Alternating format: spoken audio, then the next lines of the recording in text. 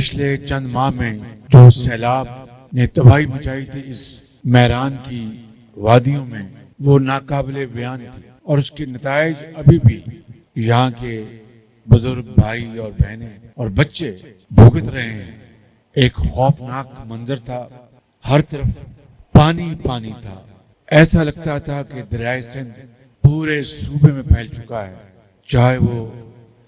سجاول تھا، شکارپور تھا، دادو تھا، سکر تھا، یعنی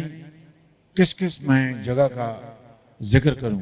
اور میں نے اس طرح کی سیلابی تباہی شاید اپنی زندگی میں پہلے کبھی نہیں دیکھی تھی، اور شاید میں یہاں پر خیرپور میں فضائی دورہ تو کیا ایک سے زیادہ مرتبہ، لیکن یہاں پر نہیں آیا۔ لیکن آپ یقین کریں کہ ناقابل بیان تھی وہ صورتحال، شہروں کے شہر اور قصبوں کے قصبے ڈوب چکے تھے، اور بعض